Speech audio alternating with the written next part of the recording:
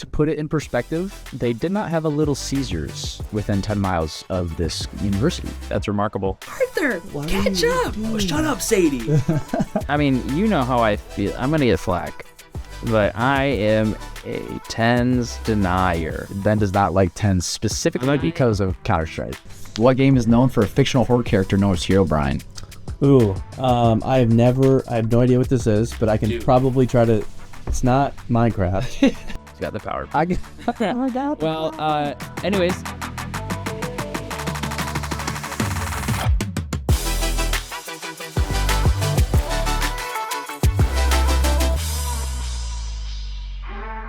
Hello, everybody, and welcome to the first inaugural episode of the Laker LAN podcast. We are so excited to be here. Yeah. For those of you who somehow maybe don't know me from all my time that I spend at the LEC these days, my name is Evan. I am the president of GVSU Esports, and this is my best friend Ben over here. So. Yeah, so I'm Ben. My gamer tag is Imperium. I am an alumni of the program and Grand Valley. I currently work at Grand Valley, and I cast for Valorant games. Yes, he is Mr. Caster over here. For those of you who may or may not see our Valorant broadcasts. Yeah, most of them I tend to be on. Yeah. Actually, I think I've been on every single one since last spring, except for like 2 or 3. Probably. And yours truly brought you in here, didn't Yeah, you did. You did, and I'm glad to be here. So for this episode, we're going to talk we're going to introduce the podcast itself. We're going to talk about some club-related things for our esports club.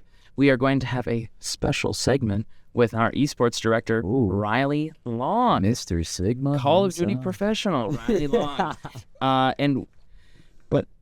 So we're just going to, and we're also going to talk about the stream for next week, the stream schedule for next week, this week. Results, esports. Yeah, esports in general. We're both Valorant players, but it's not a Valorant podcast. This is where we designed this to be an inclusive, entire esports industry podcast. So we've got Masters Bangkok coming up. Yes. Tomorrow? Friday? I think, tomorrow. Sam says it starts tomorrow. So yeah, so that'll be great. Yes. I mean, we love... Maybe not you as recently, but I still love watching VCT. I've been trying to watch more because I've been playing and casting. Yeah, it's hard when you're on those breaks. We've both taken those multiple 6-month streaks away, year and a half away from Valorant. But watching the pro play, it's always fun.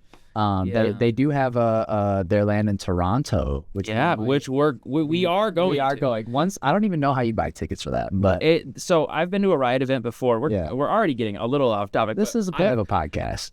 I've been to a Riot event before for LCS. Yeah. And the tickets usually go on sale like 3 months before. Okay. So soon. Yeah, we may see tickets for sale in March, April, somewhere in there. The event's in June. Yeah. And we are going for my birthday. Yes. Because my birthday's in middle June, June 12th. Don't forget. Don't forget. And yeah, who knows if this is a thing that happens, a recurring thing. Yeah, we'll do a little bit of vlogging. We'll do a vlog. People will look at us like we're cringe. No, but that's the whole point of going to an event like that. Everybody's vlogging.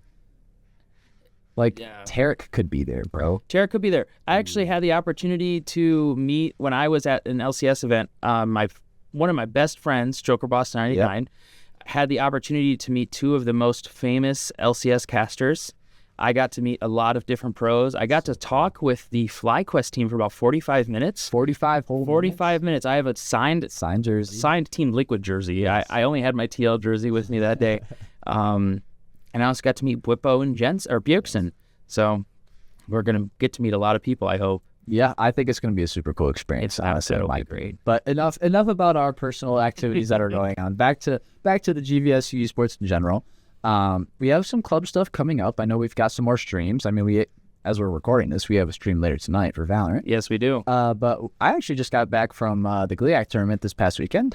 We were down at Purdue Northwest in essentially Gary, Indiana. It's just it was like Hammond, Indiana, or something like that. It was like 25 minutes south of Chicago, but it's weird how 25 minutes south of Chicago can be so Indiana. Well, it's like Chicago. Gary itself is already like an extension of Chicago, so you go 25 minutes south of that, and you're in the boonies. Yeah, it was interesting. To put it in perspective, they did not have a Little Caesars within 10 miles of this university. That's remarkable. Yes. So, I mean, Yeah, Sam just asked if that's how you decide, what's in the balloons. Yes, Little Caesars. It's a staple food of Grand Valley Esports. I mean, and honestly, if you've ever been to a GVSU esports event, and if you haven't, you should go. But we have Little Caesars. Not sponsored, however. Allendale Little Caesars, if you're watching this, please. Corporate Little Caesars, too. I mean, any Little Caesars. Any Little Caesars. Anyways, GLIAC was GLIAC was awesome. It was a lot of fun. We got to go down there. We took our Valorant Premier team. We took our League of Legends team, who astoundingly, by the way, shout out to our League of Legends team. They had a best-of-3 series against a team with a Challenger and multiple Masters on the team, and they took a game off of them as like a high plat or middle plat average team. Wow. And they took a game off of them. Yeah, so awesome. It was incredibly hype. Shout out to the League team. It was absolutely incredible. We also took our Rocket League team down there as well. I'm trying to think. I think it was Valorant League, Rocket League, and Smash Bros. Okay. Those were the 4 teams that went. We left super, super early on Saturday morning, I believe it was. Yeah, you were gone when I woke up. Yeah, and I was already in Indiana. It was 2.5 hour drive down there. Yeah, we left at so early. And I mean, depending on when this podcast goes out, it may or may not be out already. But we did film a vlog while we were there. Oh, here. Some of the eBoard members and some of the Val Premier members. Got some videos. So, maybe if I can get anybody to actually send me some clips or you have some of the podcast too. You have an eBoard meeting tomorrow. We do have an eBoard meeting tomorrow. Yes, every Thursday. So if you guys have anything you think we need to be on the agenda, let me know before Thursdays. Anyways, GLIAC was super cool. It was a super cool experience. It was Ferris State. I mean, there's 8 schools, I guess, in the GLIAC esports realm. But it was a really cool place to meet a ton of people I hadn't met before. Mr. Chris Bilski was there. Got to talk to him, catch up with him a little bit. Obviously he's with MSU there and the NCAA. They're not in the GLIAC, but he came there just to support, and we got a lot of good gaming in. Good. A lot of good hanging out. I know me and a bunch of the Val Premier and Rocket League Premier guys played some euchre, so it's a good time. Yeah. But yeah, those are the kind of things that we're doing, I mean, all the time in GVSU esports. So even if you're not even, I mean, we had teams that are not technically Premier teams that are going to these huge events. What was the other one we had a few weeks ago? We had the GVSU WMU Bronco Best, Laker Bronco Bowl or whatever we call it now, Dash. That was also super cool. Yeah, I got to cast the Valorant game. Yeah, Overwatch was there, League of Legends. So, I mean, you don't have to be on a Premier team to go to these super cool LANs. So if you're interested in joining club teams as well to go to these kind of things, please just join the Discord. I mean, seriously. Do you know if the Discord has its own link, like discord.gg/GVSU Esports? It doesn't, but it should. But the link is on our website. Yeah, can't you get that with like a tier 3 boost? I don't know if we have tier 3 anymore. We're at like 13 to 15. Oh, man. Yeah, I know, because we've had, boost the Discord server. I've been boosting it for like 2 years at this point. With my free boost, though, from Nitro, so it's okay. Yeah, free. Well, yeah, I mean, I pay for included. Yeah, exactly. Included in the subscription. But yeah, so super cool opportunities for everybody. We do have like club events at the LEC all the time. I know we have some coming up next the 26th and the 28th with our newly added fighting games club. Okay. Esports. There's some stuff going on. I think there's one of them Tekken tournament and some other cool fighting game stuff. So they kind of encapsulate everything but Smash. Since they have the FGC, everything except Smash. Yes, exactly. Because we already have Smash going, right? Smash is like its own beast. It really is. It's not like Tekken or no. It's a totally different game. And I mean, our Smash, like, I guess, club teams are super fleshed out. We have so many people that play Smash, and they have a very active community. So fighting games in general, they're a community. They absolutely. They're community. I could never figure out how to do the combos and everything. It's too much for me, dude. It is. It's too much. I mean, truth be told, this is how the Laker LAN podcast is going to go, everybody. So it's going to be a lot of us talking about random topics. We want to hopefully get some, maybe even one day, some viewers as guests. We're going to have guests on hopefully every single podcast. Yeah, hopefully. Go over some esports headlines, which I think we should get into right now. Yeah, so the first little bit of news here is what do you got for me, Ben? Valorant Masters Bangkok is happening. It is. And so that is obviously in Thailand. Yes. The first of the big VCT tournaments this year, if I'm not mistaken. Yes. So some follow-up questions on that is Sentinels with no 10s. Yes, it's been I think they've had 2 months of the NA season so far. where it's been about 2 months, maybe a month and a half of Sentinels without tens. They have Zelsis, Zekin, Bang from 100 Thieves. Yeah. He kind of switched sides. Actually. He used to play for 100 Thieves. 100 Thieves and Sentinels and Valorant kind of, NA rivals, whatever. Oh, okay. And switched from 100 Thieves over to Sentinels. Okay. So, I like that storyline there. Zekin, Zelsis, Bang. Oh, man. Who else? Who am I forgetting? John Cutie and... Oh, who's the fifth? I'm going to get roasted in the comments for this. You don't have the roster pulled up, do you?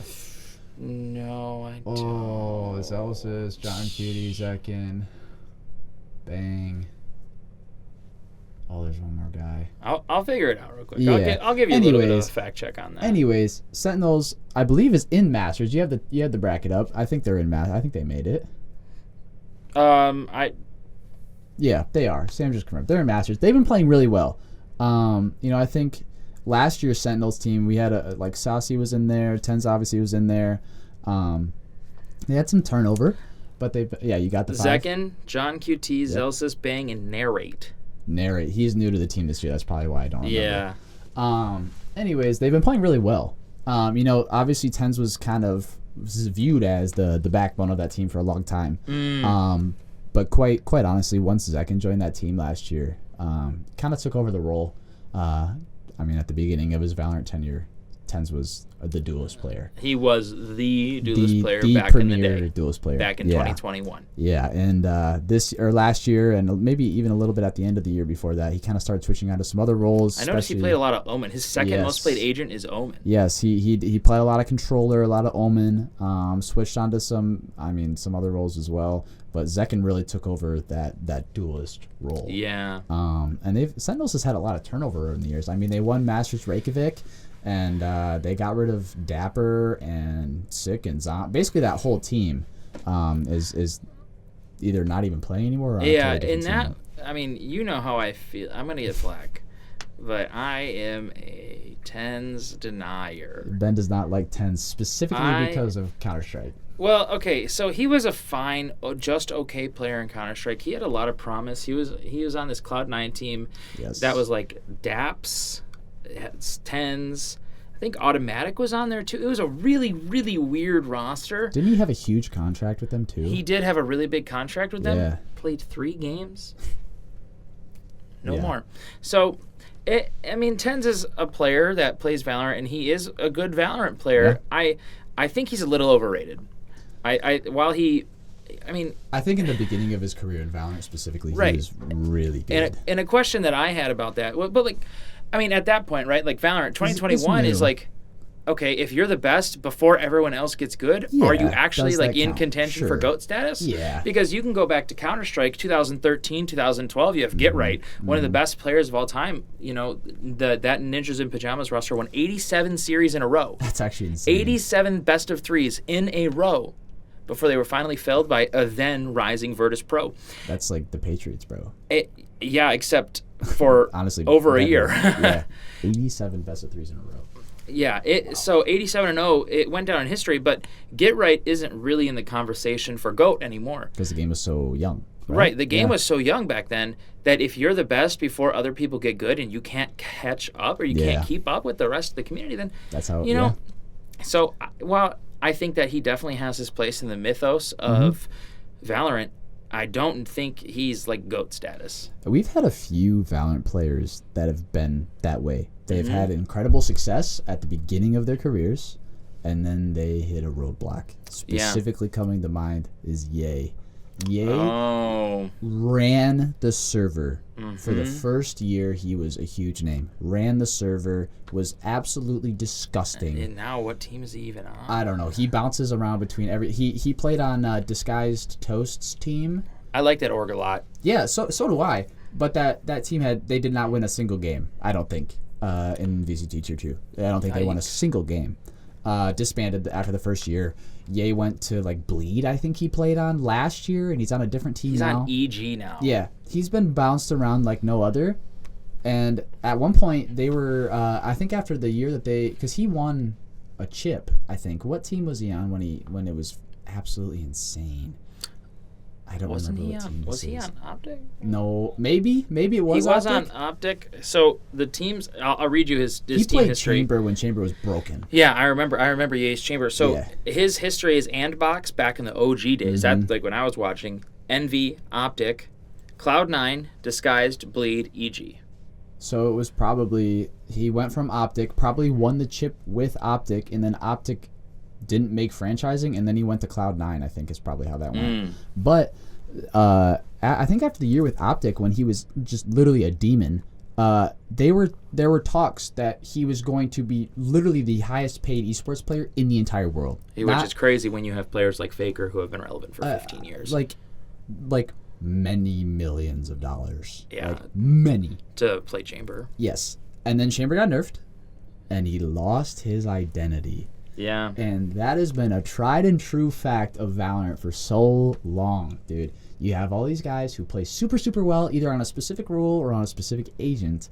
That agent gets gutted. And it's just like it's they just die. abuse of the agent. Like No, it seriously is. like Chamber back in the day when you could just shoot boom, boom, boom, boom, boom with a tour de force was insane. It was about the speed of a Guardian. Yeah, that it, you could it fire was. that thing. And it was ridiculous. it had a 2x zoom. Yes, and his teleports. And keep in having the mind, two trips. you can you can leg shot them, and I think it still does 150, doesn't it? With Not anymore. Okay. Not anymore. That was one of the nerfs that happened. But you could used to be able to shoot them in the toe, Yeah. and they would die instantly. It would hit for Yeah. 150.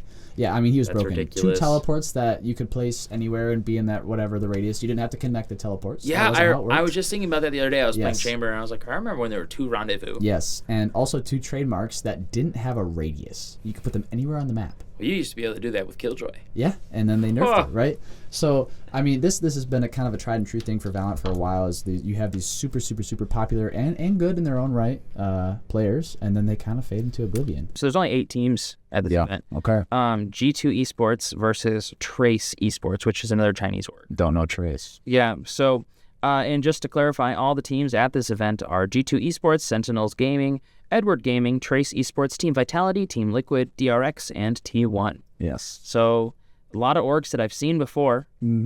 I've seen all of these orgs before, except for EDG. Well, yeah. Sorry, Trace. Trace. Yeah, I have no idea who Trace is. Yeah, and one thing that always gets me is that in Valorant, G2 is an NA org. Mm-hmm. In League, they're not that. Yeah. In Counter-Strike, they're EU. Yeah. And Team Liquid, Yep. they've gone back and forth on being an NA org or an EU org in Counter-Strike, but they're a true blue, red-blooded American League of Legends team with 3 Koreans on it. Yeah. Well, one of them has citizenship, so... yeah, so that is all I have to talk about with Masters Bangkok. Yeah, super excited to go there. Or not to, I mean, To Toronto. one, but to watch the Bangkok one, I think will be good. That'll be good. And see who comes out Masters Bangkok champ. Yeah, that'll be great to see. Yeah, absolutely. So we can kind of move now into some other industry updates. I know Sam has a lot of stuff about some competitive chess. Well, I actually took the liberty of reading through this. Research. I did, yeah. I did that today. So I've prepared a statement. A statement. Yes. Serbian esports organization Aurora Gaming has signed Russian Grandmaster Ian Nepominachchi. Okay. My apologies for butchering that beautiful language. Marking their first foray into professional chess. Yes. He will represent Aurora Gaming in upcoming tournaments, including the Champions Chess Tour and the 2025 World Cup in Riyadh, Saudi Arabia. Expressing enthusiasm, he has highlighted the potential of chess as a full-fledged esports discipline and his passion for video games. Aurora Gaming is known for Counter-Strike, Dota 2, Apex Legends, and has earned approximately $1.5 million in prize money. Wow. This move aligns with a broader trend of esports organizations picking up top chess players, such as Hikaru Nakamura joining Team Falcons and Magnus Carlsen joining with Team Liquid. Yeah. And esports organizations are increasingly integrating chess into their competitive rosters.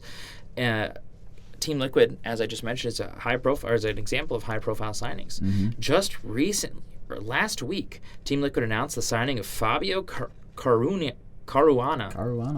Yeah, a 4-time United States chess champion to their lineup. The following day, they further expanded their chess division by signing Magnus Carlsen. That's huge. That is a huge signing. A 5-time world chess champion who has held the #1 ranking for 14 years and is widely regarded as one of the greatest and most recognizable faces in the chess industry. The GOAT of chess. I know, and even I know who Magnus Carlsen like even is. if you don't know really anything about chess, you've heard of Magnus Carlsen before. Yeah. Okay, so and speaking of high-profile signings, even GVSU Esports has chess. Do they? They do. We have a chess game. They do. We have a chess team. So today I learned. Yes, if you're interested in chess in the esports realm, join the chess team. So these strategic moves align with the inclusion of chess in the upcoming 2025 Esports World Cup, hosted by the Saudi government there in Riyadh. That is if people go to that. I know there's been a lot of... Well, the Saudi government will pay no matter what. That's true. There will be stuff that happens, but I know there is a lot of pushback about that happening over there. So I have a quick question for you, Evan. Yeah. What are your opinions about the signing of chess pros to esports organizations? Is this a good move for the industry, or is it just going to spread already tight resources even thinner? You know, I think it's a good move for the industry. I think chess pros in general, I mean, like I just said, even if you really don't play chess, you know who Magnus Carlsen is. That is true. And in Hikaru, I even know who he is too. So chess is a humongous competitive game, whether you're thinking it's a video game or not. It's incredible. It is a game. It's hugely competitive, right? It has a huge competitive scene. World chess has been a thing for forever. I mean, literally forever. Tournaments. It was else. one of the only times that like the United States and the Soviet Union would really like interact during the Cold War. That and ping pong. It's like the most. Sometimes you think of random games, but it is truly like the competitive game. It is. It's chess. It's literally as old as time. Yes, and I mean, there's infinite possibilities of how a game of chess can go. Right. So just like there's infinite possibilities of how a game of chess can go, I think there's infinite possibilities of how signing chess players to esports leagues can also go. Okay. I think it's a hugely lucrative idea. I think signing the top chess player of all time in Magnus Carlsen, at least in recent memory, to an esports organization is money. I think that is money just based on his name, just based on getting like media popularity, getting hits, getting pings, getting everything else. That's cash. That's true. That's true. And clicks are business. Absolutely. Now, in terms of how that, I guess, moves into like the actual monetary stuff for the organization, I don't know how that looks for chess tournaments. Like if Magnus is going to be wearing Team Liquid branded apparel, if there's going to be like, esports leagues, like they're branding on stuff in the background of the games. I don't know how they're going to kind of pull that. It'll be interesting to see. Yeah, like do they get a cut of the winnings from Magnus's? Like what, Likely that will be. Yeah, some part of his deal, but I think just like the media attention that this is going to get. I mean, anything that Magnus or any of these high-profile chess players do gets media attention. Yeah. So I mean, people that wouldn't necessarily know what the hell Team Liquid is, and then getting introduced into esports, it's huge for the esports scene, I think. So. All right, great. Yeah. Cool. So. That is all that we have on the chess signings. I know you've got some other stuff cooking over there. I do. So we touched on Valorant esports, as we know, but I am also a fan of League of Legends esports and Counter-Strike esports. Yes. So I took a quick little jaunt on over to hltv.org today, and I was elated to find that there is actually a big Counter-Strike tournament happening right now in Romania. Oh. So I'm going to mispronounce the name of the city. Okay. I believe it's CLUJ. So I think from Heartsfire? It's actually represented. It's in the northern Transylvania state. Okay. It's either Cluj or Cluj. Like J's in European languages are weird. So Cluj-Napoca. It was actually one of the sites of it's the site of one of the first Counter-Strike majors ever. Wow. And I believe that PGL is bringing it back. So I'm not sure if this is actually a Valve-sponsored major tournament, but the prize pool looked to be a Valve-sponsored major tournament. They used to be locked at 1 million. Now they're locked at 1.25 million. Yeah. So 250K is 250K, right? So it's really interesting to see. I do not have too many notes about the tournament itself, but I do know that the first game that we're going to be able to see is Pain Gaming, which is a Brazilian org, versus Mouse Esports, one of a very storied organization in EU Counter-Strike history. Had wonderful players now on FaZe. Kerrigan, Rops. Kerrigan, one of the best IGLs of all time in the Counter-Strike space, widely regarded as just one of the best minds. Yeah. He and Glaive, Danish IGLs, are top tier. I mean, to be an IGL, you got to have a big brain, right? Mm-hmm. Yeah. Yeah, and the next game is Astralis versus the Mongols. And from what I've seen, the Mongols have been causing quite a stir recently with the European teams. Okay. We're kicking it back to 1100 with that statement. But Astralis there, one of the most storied organizations in Counter-Strike, no longer have any members of the Golden Five besides Device, I believe. So you don't know this maybe, but for a while, Astralis and Team Liquid ran the game. Okay. Astralis would get first, Team Liquid would get second. That happened at like 8 events in a row. Astralis got their first 2 Grand Slams, and then the esports organization IEM that was responsible for it was like, okay, it's probably a little too easy to win this because that was an extra $1 million and gold bars, like actual gold bars. Stewie 2K has one. Does he really? Yeah, because he won with Team Liquid. Team Liquid won it in about 3 months. Stewie 2K, bro. Yeah. Doesn't that kid get banned on Counter-Strike and Valorant all the time, or on Twitch too? I feel like he's had multiple Twitch bans. I don't know. But, so yeah, that's that. So it'll be really interesting to see what comes with that tournament. And also, moving on to League of Legends, we have the LTA Regional Finals.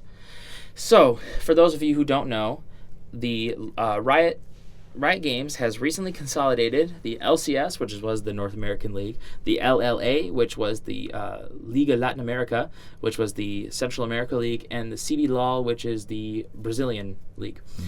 So they have combined those regions into LTA Nord and LTA Sud, North and Sud, because it's in Portuguese.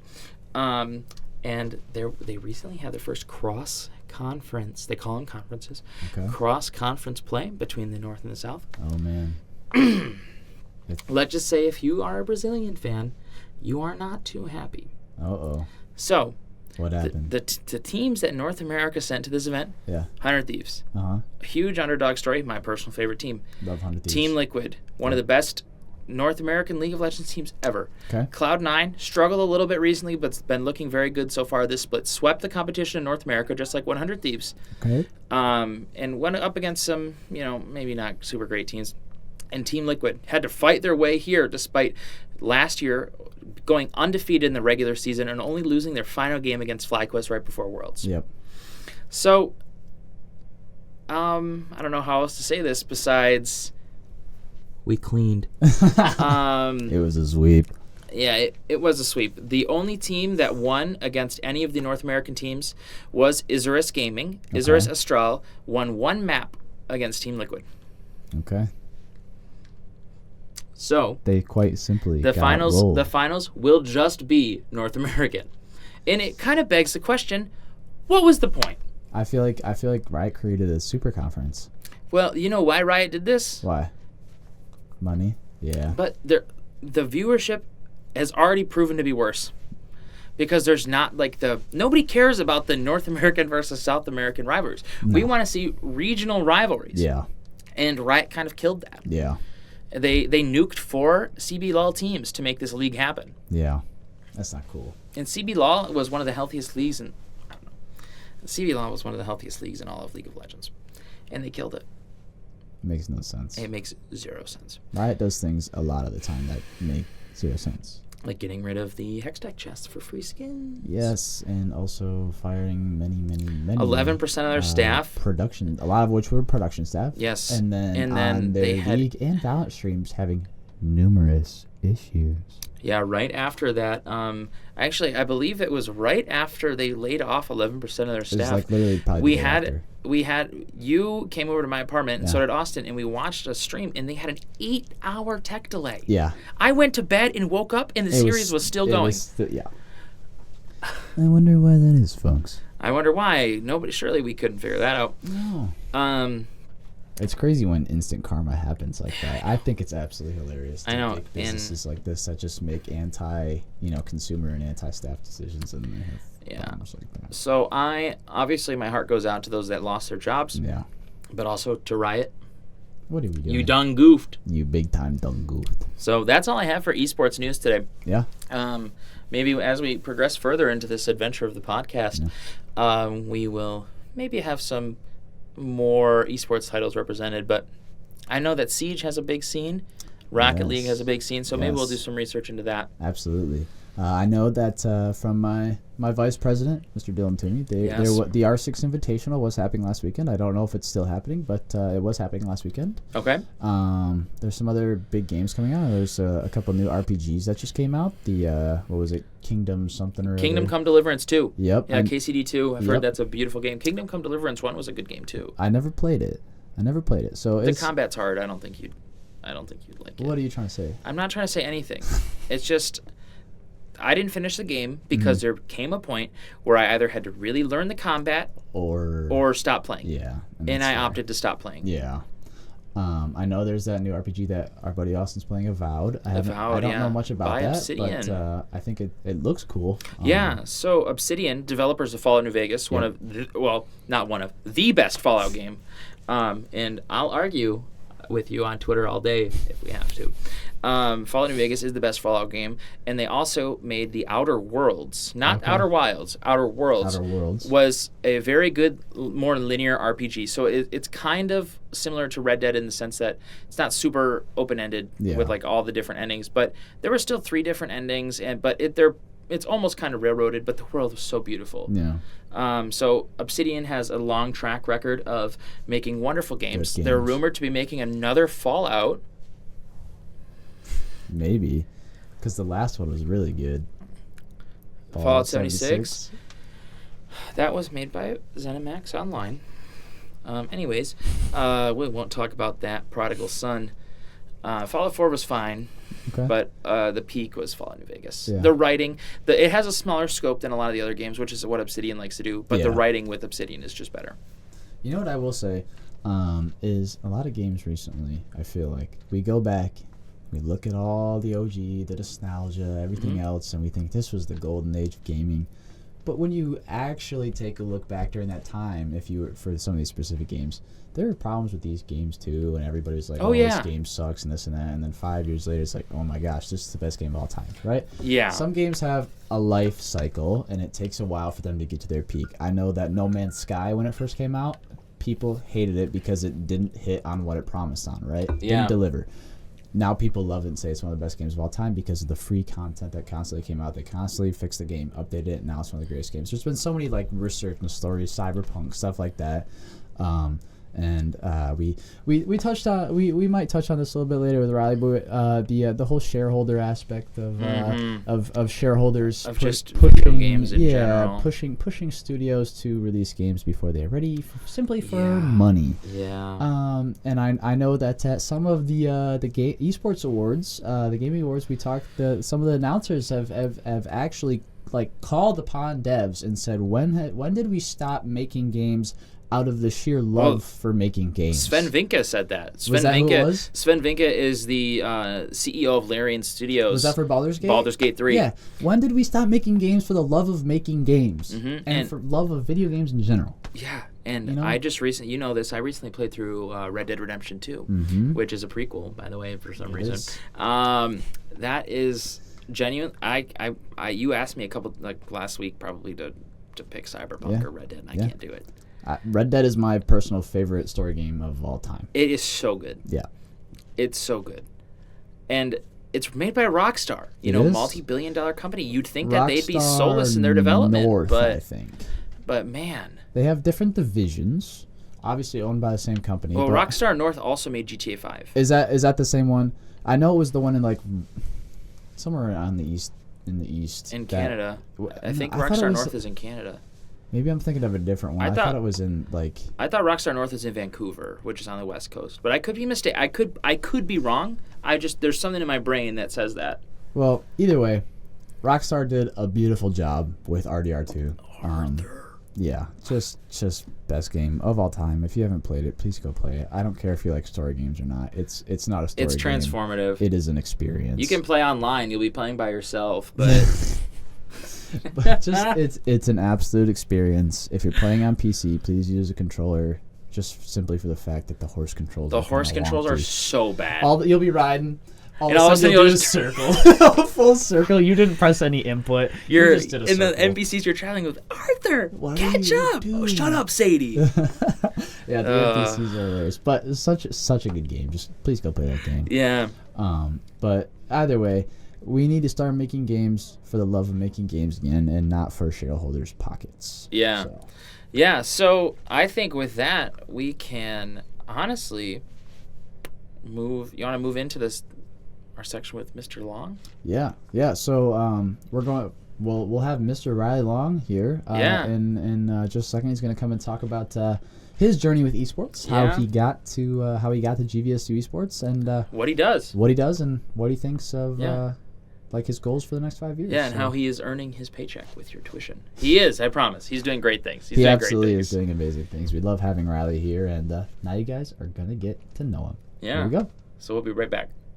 Well, let's get right into our guest segment. We have Mr. Riley Long here, a father, a new Master of Business Administration receiver over here, Yeah. our Director of Esports here at GVSU, owner of the former esports organization Armada, and all the other things that you can list on his LinkedIn profile. You can go check it out right now. But welcome to our new Laker LAN podcast. Riley, how are you doing today? Doing good. Awesome. Thanks for having me. Absolutely. Well, we just want to kind of get to know you, introduce you to some of the new folks in the club, some people who might not have met you before.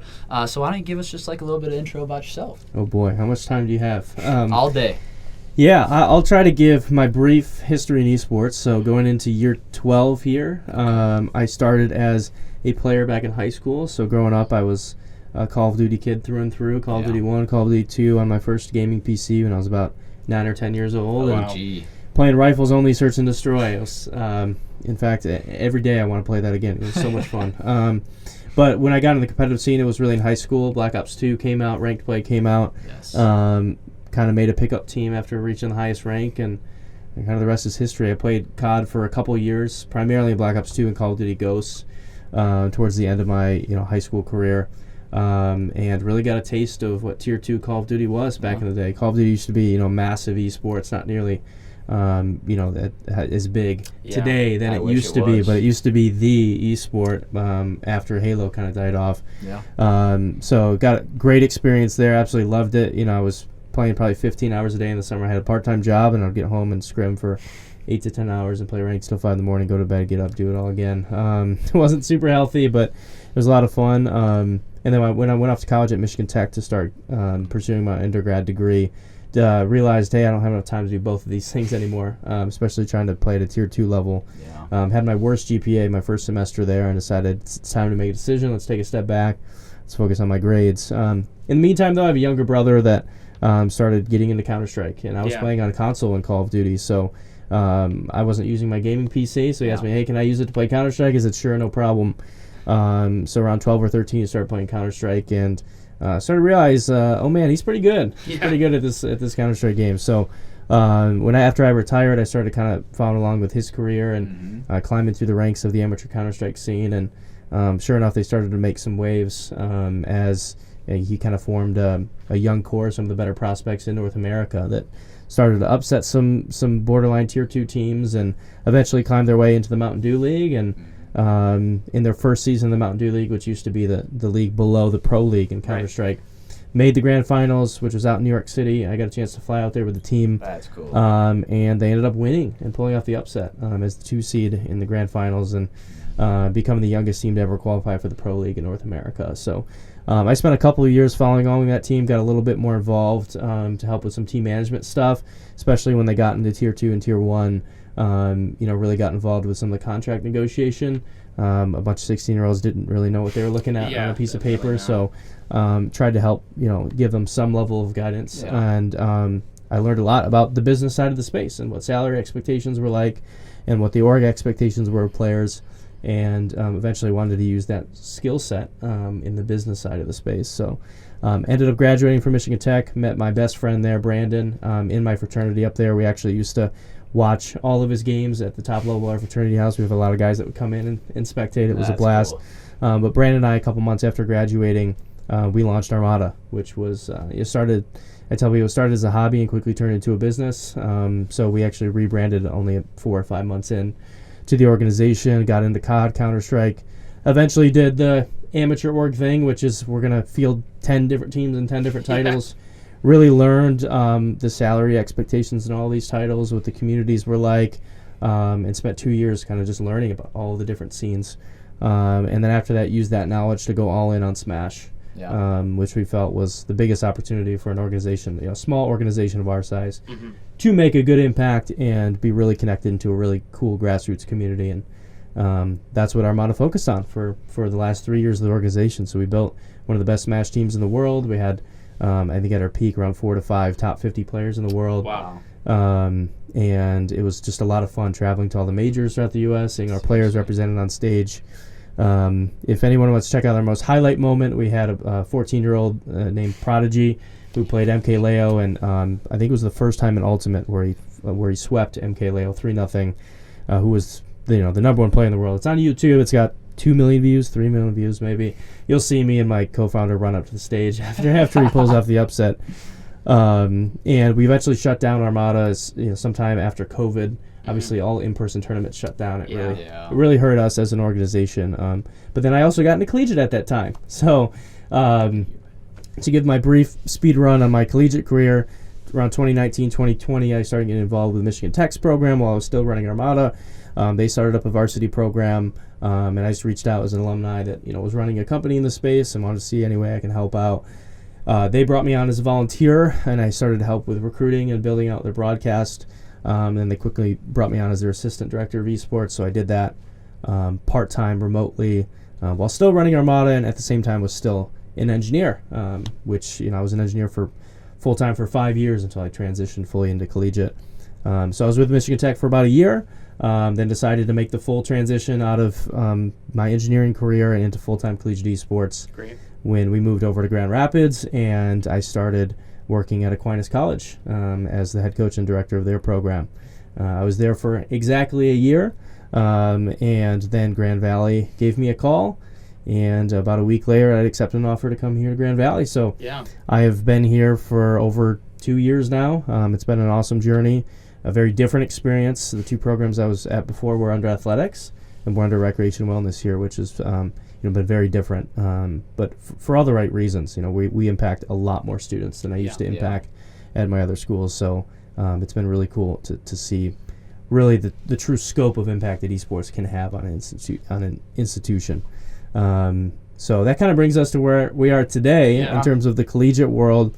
And then I'm also wearing the hat of the interim executive director at NACE, or National Association of Collegiate Esports, which is the premier governing body of our space, but also a tournament organizer of our space. So I like to tell people it's similar to the NCAA, but not exactly the NCAA. Right. So I've been a part of that organization for years now, but found myself on our board this past summer, and then a couple months into my board term was appointed into this interim executive director role. So kind of wearing two hats right now, running the program here at Grand Valley as an assistant director in the rec well department, and then also running NACE in the interim. So sounds like a journey. You've had a lot of times where you've been wearing two hats at the same time. Yeah. I mean, you go from working in engineering and running Armada, and then you go into doing Armada and collegiate esports at the same time. Would you say starting Armada kind of pushed you to do more collegiate esports and kind of move out of the engineering space, or? Yeah, absolutely. I never thought, I've always, it's always a dream to work in esports, right?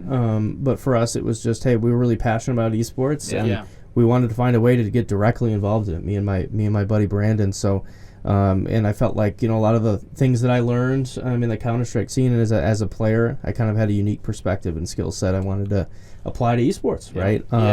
So yeah, I think it definitely helped me. I think the main thing I've learned from the 5 years running Armada is that no organization can sustainably run a tier 2 team as an actual business. It's simply not possible. The dollars and cents, they don't add up. So you truly do it out of passion, and we actually did a great job. We were break even for the last year or two of the company through work that we did with sponsors.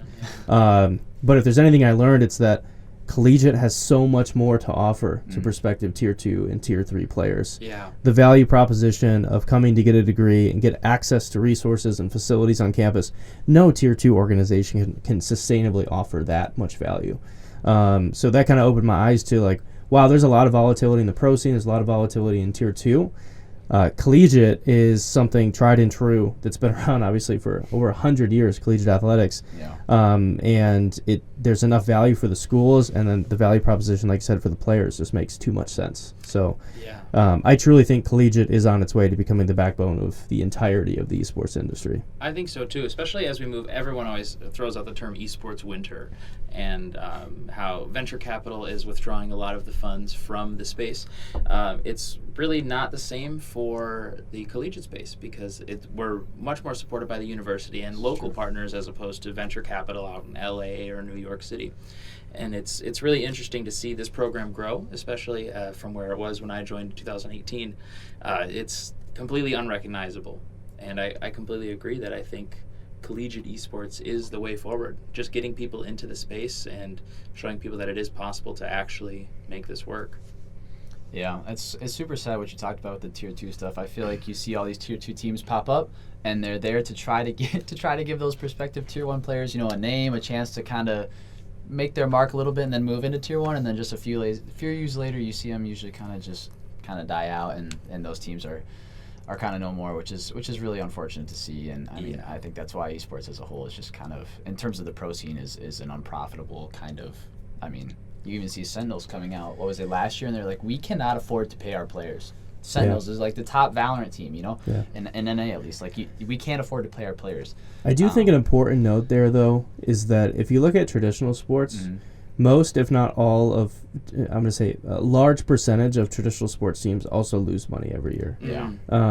And the reason that traditional sports teams continue to thrive and those products continue to thrive is that, well, these billionaires, they buy the team. They buy the team. They bankroll them. They take a loss operationally, but they know that.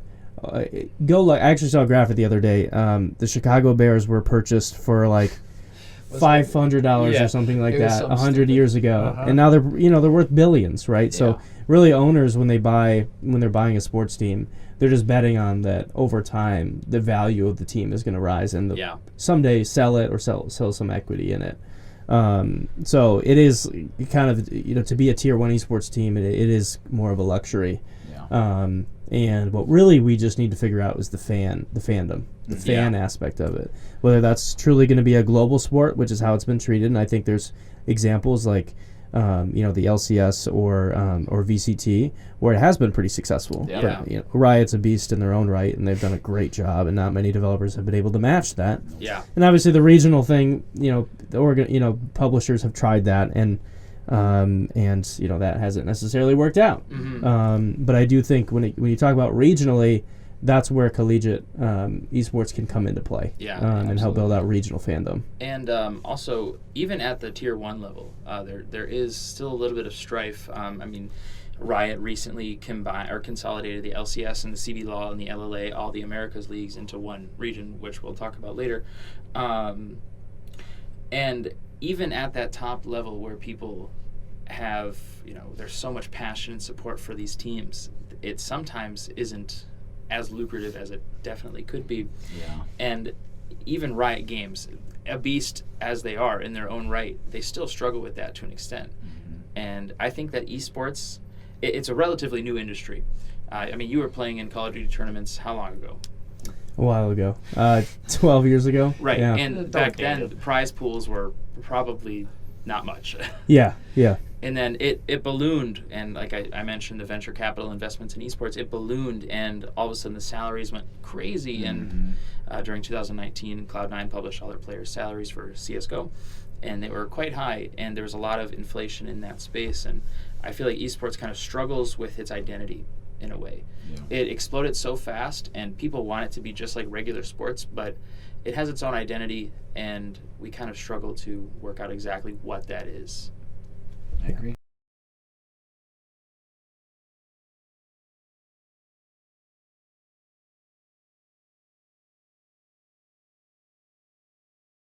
Yeah.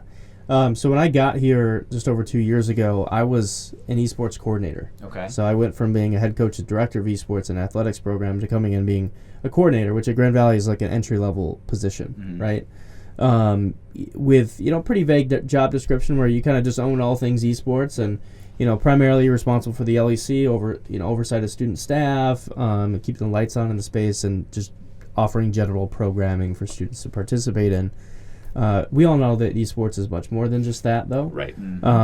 So I think the challenge is, how do you prove why it's important to expand into other areas? Yep.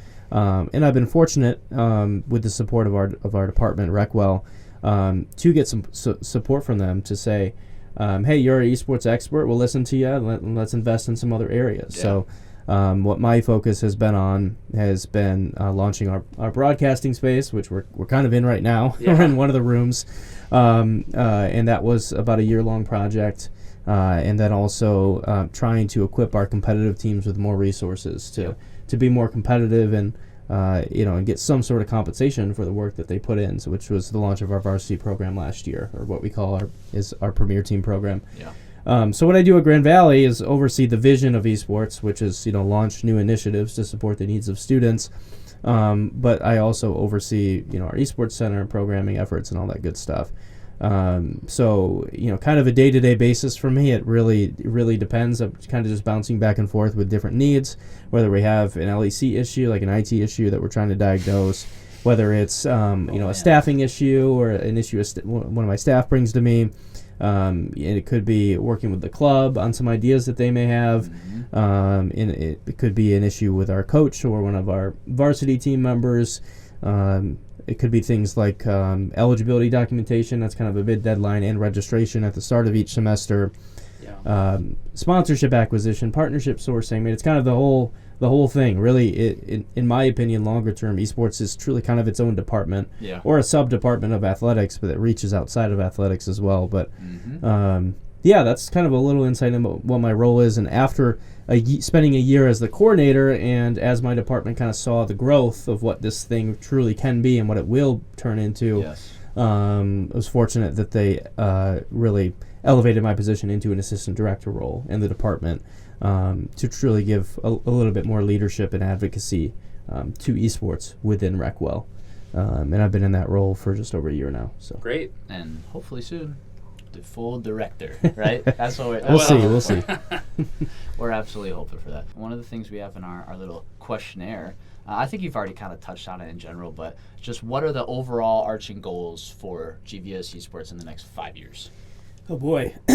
Well, ultimately being in recreation and wellness, our department has done everything that they can to support us in what has been truly like a pilot program of esports at Grand Valley, right? But I think longer term, I think we need to continue to reach beyond our department, and whether that means athletics gets involved someday, or whether that means there's just a higher power that kind of gets involved to kind of elevate the program and provide some sustainability for the program. I think that'll really help us to be able to put together a longer term plan of what it is going to look like, right? Yeah. Because we truly are in a pilot mode. We're trying to continually prove why this is important. And I mean, stories like you just talked about, I mean, the student experiences, those are really valuable. That's the outcomes that we know that we're creating. Yes. And the hard part is, how do you quantify that? So, but I think what we want to do is just, continue the programs that we've expanded, whether it's Premier, or whether it's our broadcasting initiative. Continue to improve on those, iterate those, understand, are there resource gaps there that we need to go advocate for more resources for us so we can continue to expand those programs and provide more student opportunities. Yeah. So, like I said, we're really in a pilot mode, and we're really just continually trying to prove our worth, and elevate the stories of our students, and just continue to educate people across campus. So I don't really necessarily have a perfect answer for you of where we are going to be in 5 years. I know where I would love us to be, but ultimately, there's decisions that are above my head, right? That will guide that process. So, speaking of which, for all of you guys who have, I guess, student experiences like we do, I mean, like Riley said, we want to focus on the student experience. So if you guys have connections, if you guys go to student senate meetings, or you've talked to administration at all, make sure you tout that. I mean, just tell people about GVSU Esports. Tell them about the positive experiences that you've had here, and what GVSU Esports means to you, and we'll continue to see the growth that we want to see, right? So that's the biggest thing. Whenever we have conversations about that, I'm like, how can we get people to understand GVSU Esports, right? You're like, well, the student voice is like the most important thing in university, right? Yeah. So you guys have your student voice. make sure you use it. Especially at Grand Valley. Yeah. Grand Valley puts a lot of stock in the things that the students say. They absolutely do. What is one thing you want the GVSU esports community to know, whether about you or just about what we're doing or anything in general? Man. Ooh, it's a loaded question. I would say it's a good question though. What they should know. Well, I think what they should know is that if we have a wide range of people that participate in our program, right? Like we might have somebody that comes to the LEC once, twice, plays a casual game, and just likes some time to themselves, or looking for some other friends to connect with that play those similar games. And then we have the opposite end of the spectrum, which are people that are super invested in the program like you guys, or people on our varsity teams that are dedicating 10, 20 hours a week to this program, whether it's practices or matches. But I think the point there is that there's always more opportunities to get involved. Absolutely. So I think if you're, and also we want to hear feedback from you. So if you're somebody that comes in and you're more of a casual gamer, we want to hear from you about how we can provide more casual gaming opportunities for you, so that it can improve your experience. And same thing for our competitive team members, right? Like if there's an area that we're missing the mark in, or a new game that is gaining some steam and we want to get it added to the LEC list, right? Like submit some feedback. I mean, there's QR codes in the LEC to do that. We also send out a survey. We're trying to do that after, email, right? Yeah, we're trying to do that after each semester now. So we're collecting even more data. But also my information is listed on our website. So my phone number's there, my Discord's there, my email's there, so people are always welcome to reach out. So yeah, continue. We can put his info right here on the screen from the website. So yeah, just continue to engage with us. Get more involved in our Discord server, meet other people in our community, and share with us feedback on how we can do better. Yeah. I mean, I think the Discord is the first response, right? I mean, we've got there's a certain amount of teams. Like we have our new Overwatch team this semester is super active. Our Rocket League groups are super active this semester. We just added Rivals as kind of a test run new game. I mean, every game in their own right is super active. So get in there if you haven't been, whether it's in the general chat, introduce yourself, wherever you might be. I mean, people want to talk to you. People want to form relationships with you. I mean, all here for the same reason. Yeah, exactly. Not only from, I guess, just leading the club, but even working at the LEC, it's always cool to see two people who sit kind of back to back. They're playing the same game. They don't really know each other, and then slowly over a couple weeks, they start playing with each other. Things like that. You can meet people here, so do it. I guess for the last thing, I mean, we're just super glad that you joined on the podcast for our first the inaugural episode of Laker LAN. Yeah, Sam says we have a game for you to play to prove how much a gamer you are. I mean, I think you already kind of talked about it with Mr. Call of Duty over here. Yeah, you've got the credentials, but let's see if you can actually implement that. Are we talking about like a casual gaming quiz or a competitive quiz? I don't know. Let's see what she's got. What is this? Okay. Which of these games is from? It's trivia. Software? Oh boy. From software? Is the answer none? Oh wait, it's got. Oh okay, it's different than the actual. I was confused. The graphic is different than the choices. That's hilarious. Am I supposed to answer these? This is you. Yeah, this is Elden Ring. Okay. Ring. Locked in answer. Final answer. Final answer. Elden Ring. Sam. Yeah. This is tough, y'all. I'm a pretty casual gamer when it comes to casual gaming. Fair enough. I play my few titles and I stick to those. How many people are in a standard Fortnite lobby? Yes. This is tougher. I know it's not 200. It has been a minute since I've played Fortnite. Are you hitting the gritty in Fortnite, Riley? What's your favorite skin? I'm not hitting the gritty. Default Jonesy? No, but I played it in beta, so I probably have some decent skins. 7 seconds. Back in the day. Oh, it's got a timer of 5 seconds. We're going to go with, D100. Boom. That's the one. Yes. D100. Okay. Oh, shoot. How many Halo games are there? Oh, that's tough. That's tough. You may know this because you've been around a long time. I don't even think there was Halo 4. Wasn't it Reach? And then Infinite? No, Halo 4 does exist, I think. I think it's only 5.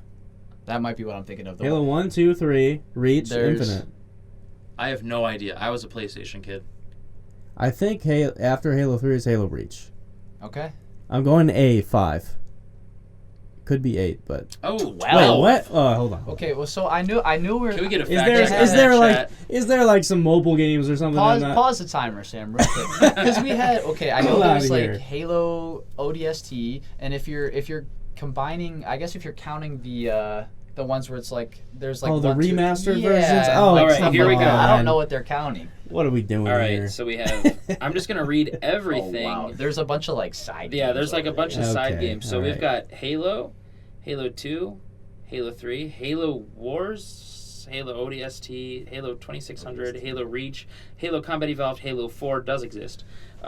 Spartan Assault, Master Chief Collection, Master Chief Collection. Spartan Strike, which, I mean, a lot of these are like no-name side games, Sure. like you said. All right. This I is didn't know like we were getting this asking- technical. Yeah, all like right. how many Pokemon games are there, and you're counting like Pokemon Home and the one where you on Pokemon Hey. Safari where you're Sure. taking Don't knock, pictures. do not All right, knock that. I'll hold the L. I'll take that on the chin. All right, what's the next question, Sam? In what game did Mario first appear? Oh my Oh. goodness. Oh, this is actually This could be. this is hard. Now, question is, do we think that it's a trick question? It's actually Donkey Kong. It's either A or C. I think I know the Um, answer. Because Super Mario Bros. Came before 64 and Mario Party. 5 seconds left. I'm gonna go C. I think it's Final A. answer. Super Mario It Bros. could be Donkey Hey, what? Kong. It was a trick Man. question. Okay, wait. What is that? Is that 2 for 4 so far, Sam? This is Xbox, right? It's got to be Xbox. God of War. I could be totally wrong. I didn't know it was console I mean, locked. I know what my answer is. I don't know that. I wonder if it's still exclusive because my roommate a couple years ago played The new God one? of War on PlayStation. He has Yes. a PS5, Yes. so I could be totally wrong here. Maybe it's I'm gonna- switched. I'm gonna change my answer. PlayStation. Final answer. That would be my choice. Just because my roommate. Yep. Okay. Mm-hmm. Yeah. All right. Yes. The protagonist of the Oh. Gears of War franchise. Now, I love Gears of War. So, Oh, is this this is an Xbox exclusive. Marcus? I played a lot of Gears of War I love back it. in the day. Absolutely loved it. Primarily just Gears of War 3. I Okay. played a ton of. Okay. I know Damon and Marcus are both in the game. The main. I think the main one is Marcus. And I think Damon is like the brother that ends up betraying him or something. I think that's. I think the correct. question is name one of the protagonists. It's Name one of the one pro. of- Okay, well, I think agree it's C. Marcus. It's C, Marcus final Phoenix. answer. Yeah. Yeah. Perfect. Protagonist of the Arkham franchise. No. Ooh. Okay. That's Batman, right? Yeah, it would be Batman. Batman, final answer. Yep. Arkham That seems Asylum. like a Arkham Knight. relatively. Now, okay. Which game was accused of copying Copying Pokemon because of Pokemon. the design creatures? Power using World, game? final answer. There you go. Yeah. He knew that one and easy. instantaneously. Talk about a game that fell off. Riley's a big Yeah. Pokemon fan, by the way. If you Oh, ever yeah. go to his office, he's got a first edition Mhm. Charizard up in there. Which so. game features a post-apocalyptic So world? That I'm pretty sure this is Fallout. I've actually never played Fallout. Fun fact. Oh my God. Never have played Fallout. Never. We're gonna have played to learn you a Fallout. lesson today, Mr. Long. What game is known for a fictional horror character known as Herobrine? Ooh, I have no idea what this is, but I can Dude. probably try to. It's not Minecraft. I don't know what Bitcraft is. What is Herobrine? Sam says you're gonna get roasted in the comments for this one. Herobrine? What do you mean? Oh man. Roblox what do you or mean? Ark? What do you mean? I've always wanted to play Ark. I've never played it. My guess is gonna be Roblox. I don't know. It's Minecraft. It's my Minecraft. friend. Wait, what is Herobrine? I thought it was the Ender No, Dragon. no. So Roblox. it's Fine. fiction. It's He doesn't not actually actually real. exist. Herobrine okay. has never actually existed in the game. It was like a conspiracy theory. Yeah. Oh, okay. Yeah. People claim, They were Steve like- is the main character of Minecraft. People claim that Herobrine is It's Steve's Steve. brother. And he has like white Yeah, yeah, eyes. he and just he's has like white hiding in eyes. the background of Interesting. whatever. I can't believe you've never Huh. heard of It's a- Herobrine. That's a total Yeah, conspiracy theory. I don't know too much about my Minecraft lore, so that's on me. Wow. It's on me. Hell. What's the next question? Which of these games has a Netflix show? It's gotta be The Oh. Witcher, right? It is We The should Witcher. get Yeah, Red. The We Witcher. should get a Red Dead Final Redemption answer. one though. I agree. Jeffrey Dean Morgan as Arthur. Yes. Arthur. That'd be awesome. Which games is a zombie co-op shooter developed by Valve? Ooh. That should be- Wait. It's either Left 4 Dead or Half-Life. I've played Left 4 Dead, and it definitely was a zombie shooter. Yes. There are some. Yeah. I don't think I've played Half-Life, so I'm gonna say Left 4 Dead. Final answer. W. Correct. Such a Yeah. good game. Has Night City as a setting with a futuristic time Oh, boy. period. Oh man. The biggest flop of a game of all time. Not anymore. Is it? Not anymore. Whoa! All right. Not anymore. It's a Cyberpunk, right? It is Yeah, Cyberpunk. Yeah. Final answer, Cyberpunk. That game. Okay. Have you came back to it since 2020? No. Okay. You should play it now. It is genuinely one of the best gaming experiences Yes. I've ever had. Really? Right up there Okay. with Red Dead 2. Sure. They really put in the love for They that did. game. And Phantom Liberty, which is the expansion, Sure. is the best DLC that has ever been released in the history of gaming. Oh, man. Today I learned. One of It- the yeah. It Today was I a learned. flop. Yeah. It was terrible at launch, but Sure. For very specific reasons that may or may not have to do with games releasing early because of shareholder pressure, whoa. ruining Whoa, we're getting deep video now. game industry. We're getting deep now. Yes. Yeah. Whoa. But now it's the story was always there in my opinion. I mean, obviously Phantom The Liberty writing. elevated it, but Sure. the glitches and everything else absolutely destroyed it on launch. Yeah. It was brutal. But the game is beautiful now. Yes. It, It All is right. very good. it's one of my favorite games. All right, next question, Sam. Which of these games is Arthur Morgan? Arthur. The main character. I'm stumped here.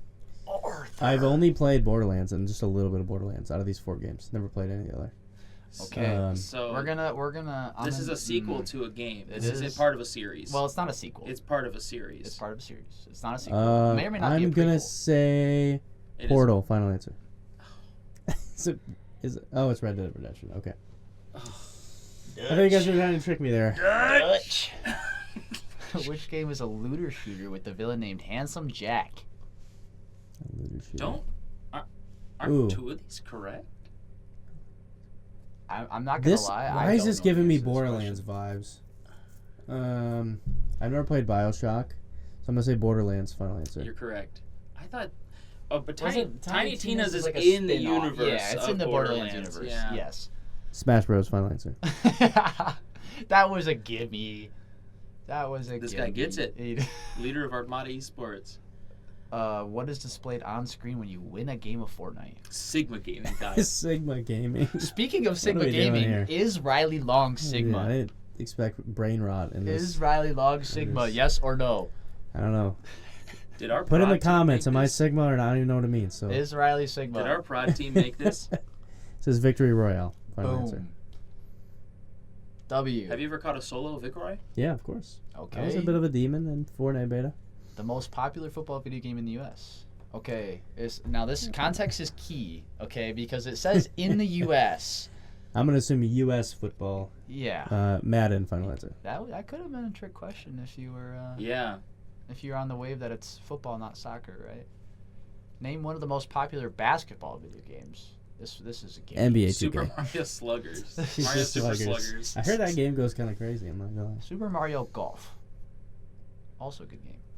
This is hilarious. A player wakes up Was on a this beach Ark? with nothing.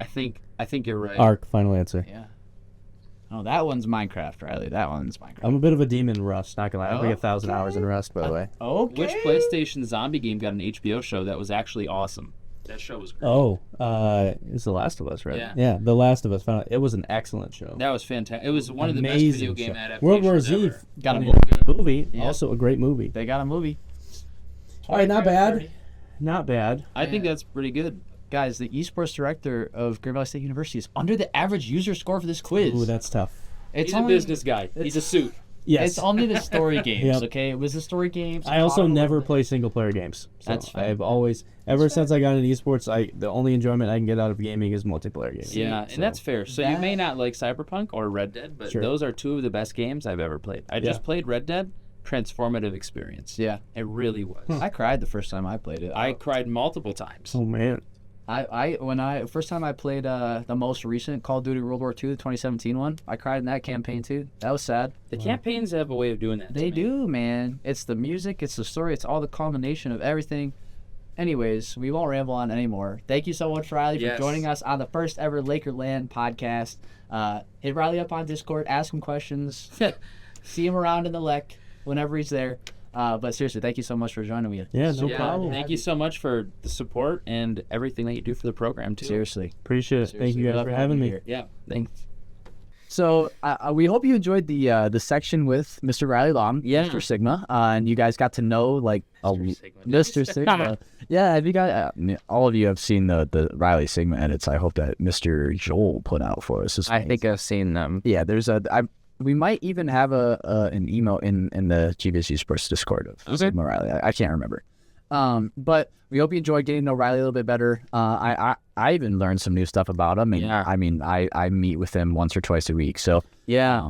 some super cool new information, him being a COD pro player, stuff like that. I mean, And his brother being a Counter-Strike pro. I used to follow the NA Tier 2, Tier 3 scene of Counter-Strike pretty religiously.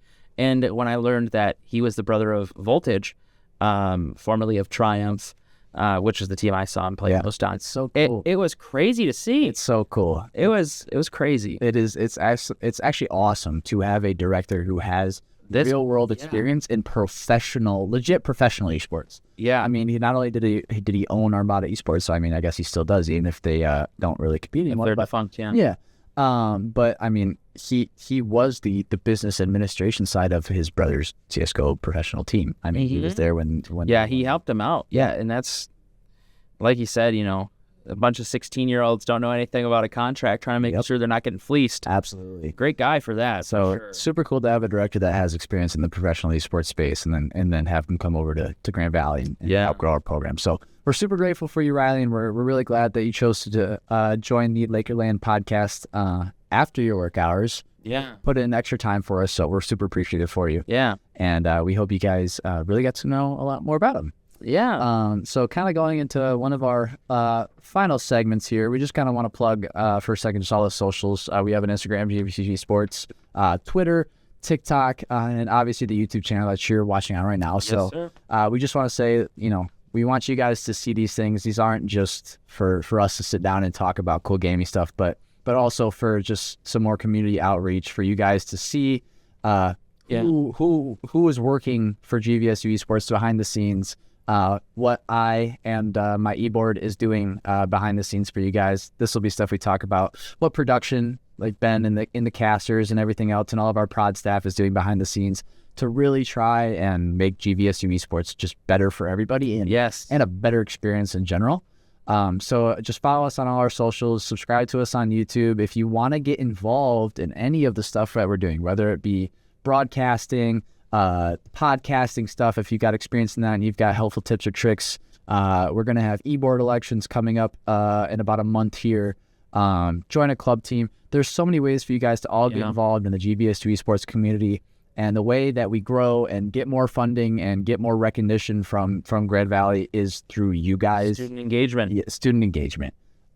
Make your voice known. We sent you all, if you've ever been to the LEC before, or if you are a member of the club through either Laker link or the form that I made, and we have your email, you got a form, like an outreach survey for you guys to fill out and make your voice heard on what we can do better for you, whether you're a casual gamer, whether you play for a club team, whether you play on a premier team. Yeah. Fill that out. Let us know how we can make GVSU Esports better for you. Yeah.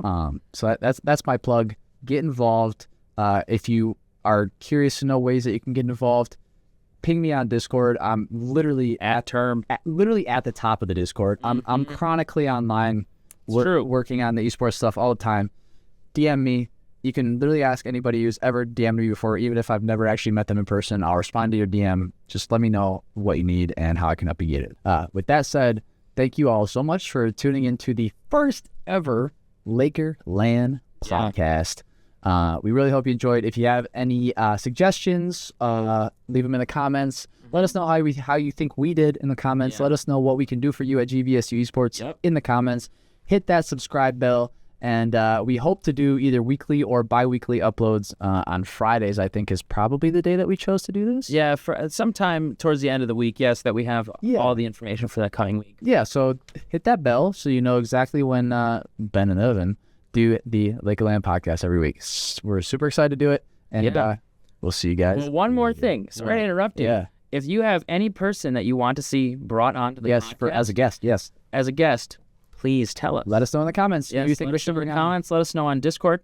I think I personally, not to be this way, but I think maybe I should have a different role carved out in the GVSU Esports. Okay, you can have a broadcasting role. I'll give you the broadcast team role. Yeah, He's got the power. I got the Well, anyways, as Evan said earlier, before I rudely interrupted, thank you so much for joining us tonight. We super appreciate it. It has been it was just a fantastic opportunity to sit with Mr. Riley Long for a long time. Yeah.